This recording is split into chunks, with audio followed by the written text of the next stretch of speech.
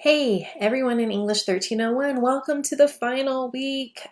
We got through this. It seemed pretty quick, but y'all are doing so well, so let's really work to finish strong. In this video, I'm just going to walk through the various things that are going to be due this week. So I'm going to pull up D2L on my screen and walk you through those steps. So right now I'm in the overview area, so if you click content, you'll come to potentially seeing the overview, but remember that you can also look at the table of contents, right? That's where the weekly information is going to be posted. So here we have finals week, right? So just click on that. And I have several things posted, so just take your time working through this, okay? I've posted both the articles by Choi and Brown. If you cannot open the PDF versions, just let me know and I can send you the link, or I can post the link to access the online versions. It just depends on what kind of device you're using. I want you to also note that I've posted instructions here for the general discussion. That link is also going to be included in the actual general discussion area, so you can click here. If you use this link, it will open in D2L as a video screen. If you click the other, it will take you to YouTube to view the instructions. I really recommend, I'm not just trying to toot my own horn here, I really recommend that you take some time to watch the video because it does offer some insights and some clarification. I don't want you to be confused about this assignment because it is a heftier grade, right? So make sure that you're doing everything you need to do to get the points that you deserve, right? So here's the full explanation for the general discussion, which is based solely on Stedman's article, Annoying Ways People Use Sources. It's going to be really helpful when you think about research and how to include that in academic writing. So take some time to watch the video and to really closely read the instructions and let me know if you have any questions, okay? And then if you scroll down in the content area, as well, there's also a video about the paper topic guidelines. Again, it's a pretty extensive assignment this week. It's a much heavier assignment. It's worth 50 points. So I don't want this to drag anybody's grade down just because the instructions aren't clear. So take some time to watch the video. Let me know if you have any questions. You can always post those in the Q&A discussion area. So it just walks you through what the guidelines are for this week's paper topic. It's more intensive than in past weeks. So just take your time when working to compose this. Make sure you're revising and editing all of your work. That's a really important key factor in a writing class generally, but in academic writing overall.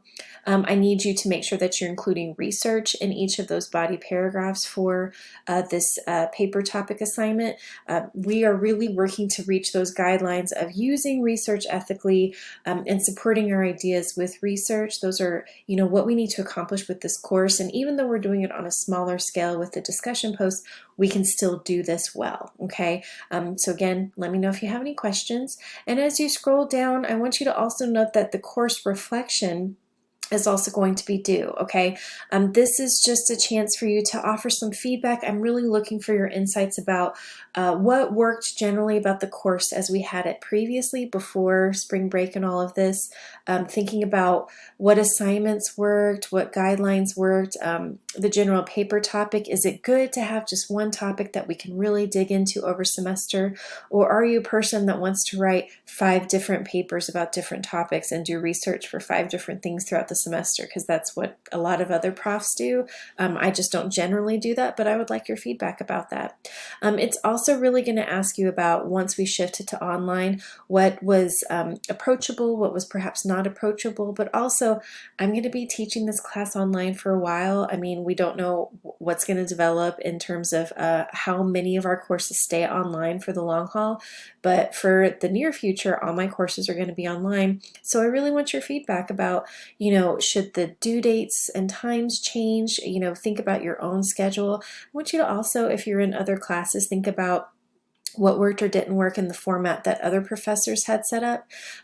I really want to drive home the idea that the course reflection, it is a grade, right? But it's based solely on the depth of your responses and actually giving some really critical feedback and being thoughtful about that feedback.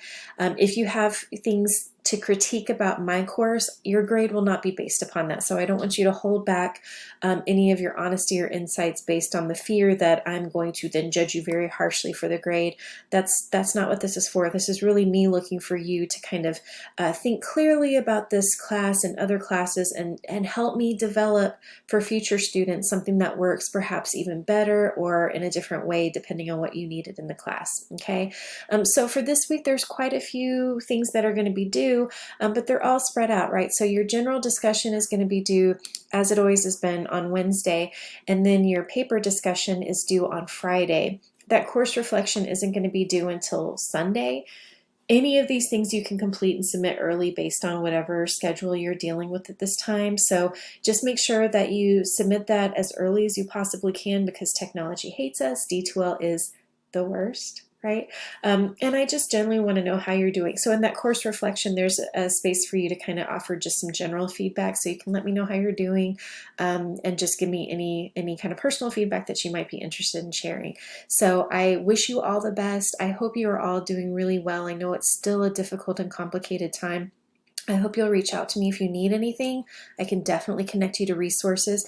I want to, of course, remind you that we live now have an online application for funding from the CARES Act, the federal funding. I really urge all of you to submit for that, because there's so many of you experiencing, work disruptions, family disruptions, difficulties right now because of the situation. So that funding is there for you. So if you apply, it just increases your chances of getting some assistance, of course. But also let me know if you have any questions or concerns. Take care. It's been a real pleasure. I'm sorry we weren't able to meet again face to face, but I'll be thinking of you all, and I hope you keep in touch. All right. Take care.